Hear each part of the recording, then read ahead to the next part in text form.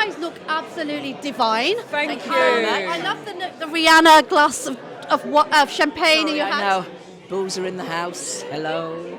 Hey, listen, at Q&A session, just watching you two together up there, the rapport, the sisterhood, it was so entertaining. Can I start by saying congratulations on Queen Charlotte? Absolutely fantastic. Thank you so much. How did you feel about the way everybody received it?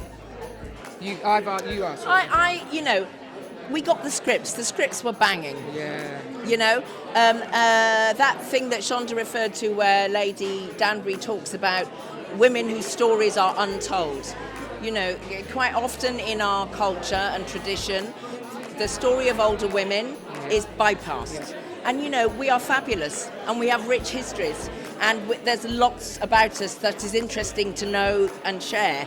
And, a huge part of our audience are older women. So to be able to dip into who were they when they were young, how did they get to be these women we see now, I think is a sort of encouragement, because so many of us have been on that journey of going, oh my God, I don't know who I am and what am I supposed to do, to the character who you later see presented as, I know exactly who I am and I know exactly. But who is that underneath? Yeah. Nobody. So it was really lovely to be in that world and to sit with these women and to sit with heartache and love and loss and how do you keep going in a relationship when things are difficult, all of that stuff. Surviving and thriving.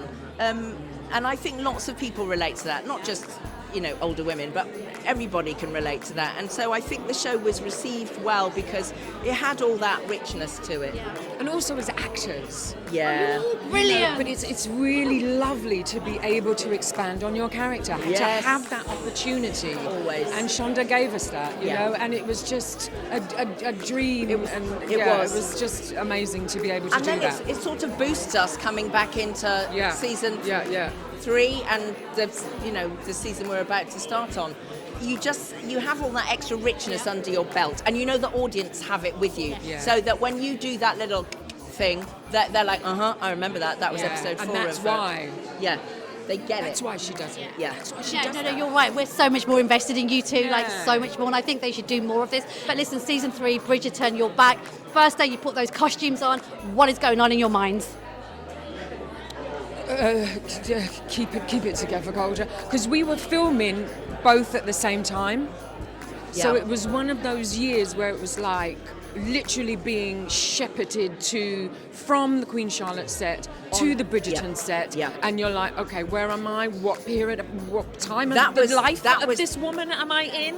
That was so the sort of like, keep it together. Which story am I telling now? Don't bleed the stories. Don't bleed them. So that was a fantastic sort of acting challenge. Yes, it to was. kind of go, and now I turn this way, and it's this. Yeah. So that was fascinating, and I suppose they were sort of feeding back and They forward were on absolutely each other kind as of well. what's the word? Unintentionally or without us knowing, unconsciously. That's the word. With unconsciously, they were feeding each other. Definitely. Yeah. So I mean, for me, I have no idea what's going to happen because half of it is like a blur. Yeah. So there was one we watched 1 and 2 the other day.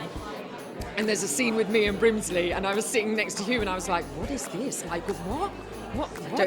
I don't even remember Was doing I there? this." And then it was like, "Oh, yeah, okay." Yeah. So all of that, I'm really looking forward to. For you guys, I think the landscape of TV has changed. Shonda did something incredible adapting this. How does that feel for you guys? You're on to season 3. You've also had Queen Charlotte. The public loves this show. It's not just for black people or brown people. It's for everyone. yeah. How does that feel? Well, I'm a storyteller, and I love people. And every human being has their own story, and every human being deserves to be seen and heard and valued. And I think if you tell the story well, there may be extra juice in it if you see a woman of colour and you're a woman of colour. But actually, everyone knows grief, everyone knows loss, everyone knows vulnerability, Romance, love. all of that stuff. So I'm speaking to a little blonde boy as much as I'm speaking to an old black woman. Yeah. Do you know what I mean? That's proper storytelling. And I think the privilege of being in a show that gives us permission to do that, but also that gives us permission to tell that universal story in a way where we might have been sidelined into, you just tell the brown lady story in the past. This is the universal story, and it's a universal invitation to the audience, and I think that's how the landscape is changing. I Here, here. Thank you so much. Keep being you two. You look beautiful. And you guys are amazing. Thank you so much.